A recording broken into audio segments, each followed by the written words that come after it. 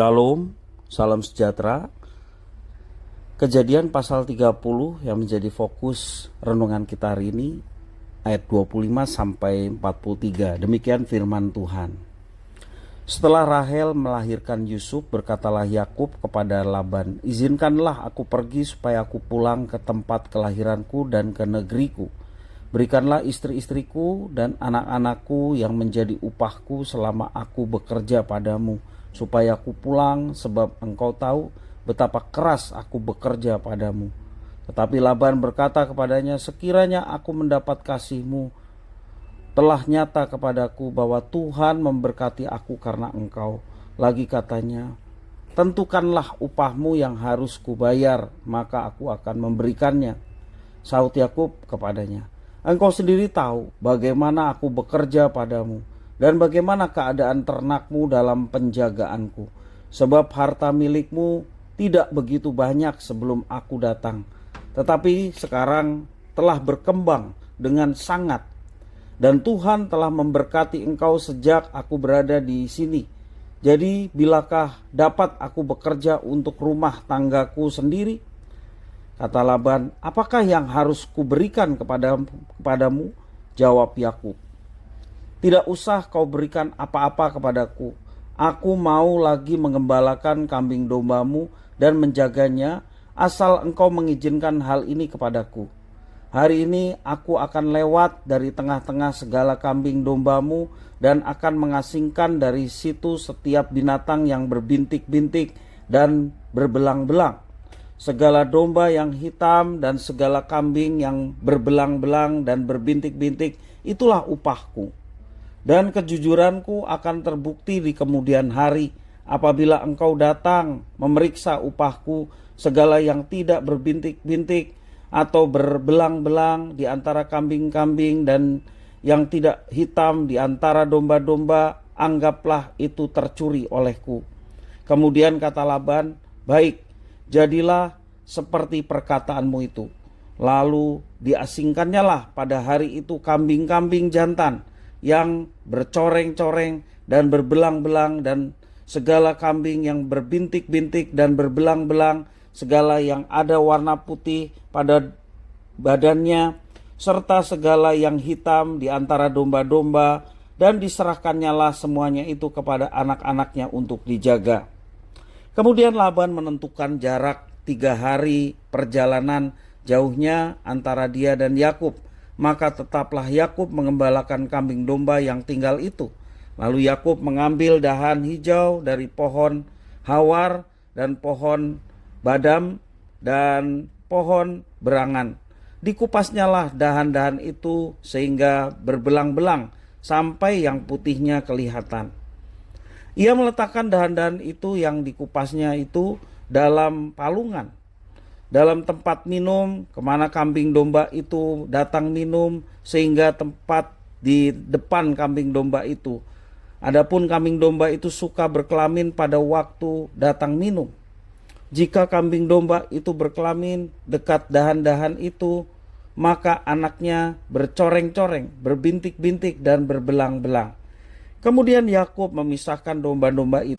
Dihadapkannya kepala-kepala kambing domba itu kepada yang bercoreng-coreng dan kepala segala yang hitam di antara kambing domba Laban.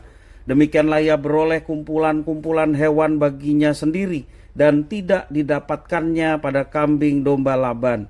Dan setiap kali apabila berkelamin kambing domba yang kuat, maka Yakub meletakkan dahan-dahan itu ke dalam palungan di depan mata kambing domba itu, supaya berkelamin dekat dahan-dahan itu. Tetapi apabila datang kambing domba yang lemah, ia tidak meletakkan dahan-dahan itu ke dalamnya. Jadi hewan yang lemah untuk Laban dan yang kuat untuk Yakub. Maka sangatlah bertambah-tambah harta Yakub, dan ia mempunyai banyak kambing domba, budak perempuan dan laki-laki, unta dan keledai. Demikian firman Tuhan.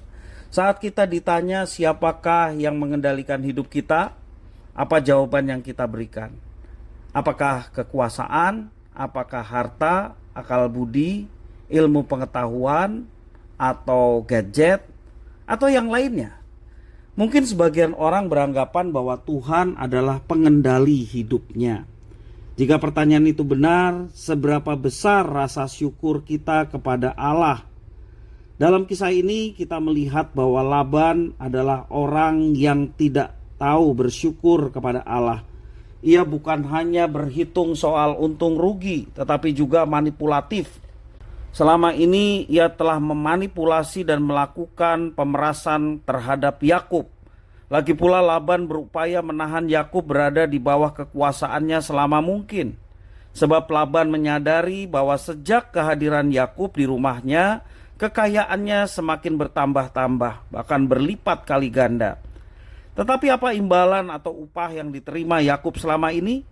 Yakub sama sekali tidak memiliki kekayaan. Harta satu-satunya dari Yakub adalah kedua istri dan anak-anaknya. Memang ironis saat kita melihat kehidupan Yakub.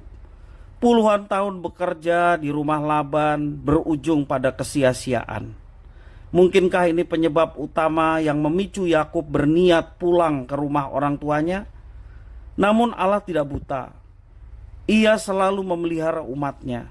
Hal itu tampak saat Laban mencoba menahan Yakub dengan berbagai cara, dan kesempatan itu dipakai Yakub untuk mengumpulkan harta kekayaan sebagai modal sebelum ia pulang ke tanah kelahirannya. Awalnya Yakub mengira strategi kawin silang yang diterapkannya merupakan hasil dari kecerdasannya. Padahal semuanya itu adalah perlindungan dan pemeliharaan Tuhan yang telah memberkati Yakub. Saat ia bernazar kepada Tuhan di Betel, dalam Kejadian pasal 31 ayat 10-13 memberikan penjelasan bahwa Tuhan akan memberkati Yakub dengan berkat yang luar biasa. Di sini terlihat bahwa keberhasilan seseorang bukan hanya terletak dari kerja kerasnya, bukan terletak dari kreativitas dan kepandaiannya, tetapi lebih dari semua itu karena ada Tuhan sebagai sumber segala berkat yang mengatur kehidupan seseorang. Kadangkala hidup kita juga seperti Yakub. Namun kita tidak perlu kecewa. Belajarlah bersyukur terhadap apa yang sedang kita alami dan nikmati saat ini, dan percayalah bahwa Tuhan Allah adalah Tuhan yang peduli atas kesusahan umatnya. Karena itu kalau engkau sedang susah, sedang mengalami pergumulan, sedang mengalami sakit, jangan kita menjadi kecil hati. Tetaplah bersyukur karena ada Tuhan yang tahu segala apa yang kita derita, segala apa yang sedang kita alami, termasuk pergumulan-pergumulan. Serahkanlah semuanya itu kepada Tuhan, maka kita boleh mendapatkan kekuatan baru setiap hari. Dan kita boleh menjalaninya dengan rasa syukur. Maka dari situ Tuhan melihat kesungguhan hati kita dalam mengikut Dia, maka berkat-berkatnya siap dicurahkan bagi setiap anak-anaknya yang setia. Percayalah bahwa Tuhan Allah mampu mengubah air mata menjadi mata air kegirangan. Tuhan Yesus memberkati.